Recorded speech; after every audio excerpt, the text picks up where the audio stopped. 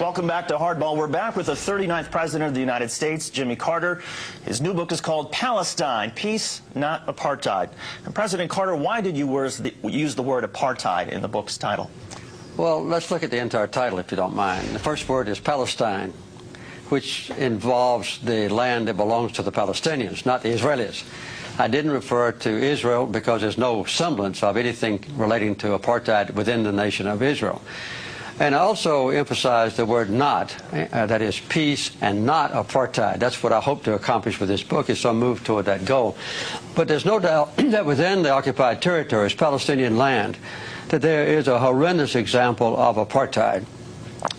The occupation of Palestinian land, the confiscation of that land that doesn't belong to Israel, the building of settlements on it, the colonization of that land, and then the connection of those isolated but multiple settlements, more than 200 of them, with each other by highways on which Palestinians can't travel, and quite often where Palestinians cannot even cross. So the persecution of the Palestinians now under the occupied territories, under the occupation forces, is one of the worst examples of human rights deprivation that I know.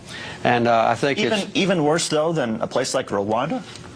Yes, I think, yes. You mean now? Yes. Yeah, I think the impression now of the Israelis, of the Palestinians by the Israelis, is worse than a situation in Africa like the oppression of Rwandans and the Civil War.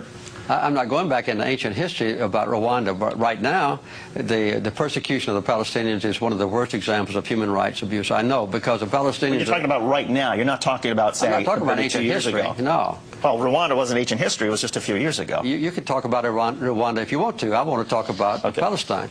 What is being done to the Palestinians now is horrendous in their own territory by the occupying powers, which is Israel. They've taken away all the basic human rights of the Palestinians, as was done in South Africa against the blacks. And I make it very plain in this book that the apartheid is not based on racism, as it was in South Africa, but it's based on the desire of a minority of Israelis to acquire land that belongs to the Palestinians and to retain that land, and then to exclude the Palestinians from their own property and subjugate them so that they can't arouse and demonstrate their disapproval of being robbed of their own property. That's what's happening in the West Bank. And the people in this country, in America, never know about this. They never discuss this. There's no debate about it. There's no criticism of Israel in this country. And in Israel, there is an intense debate about the issues in this book.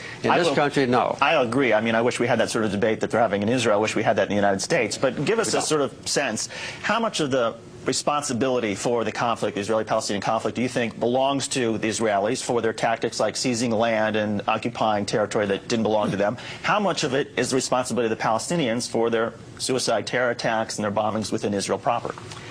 Well, as a matter of fact, the basic cause of the conflict is a sustained occupation of other people's land by the Israelis. And this is a direct violation of United Nations resolutions. It's a direct violation of the International Quartet's roadmap.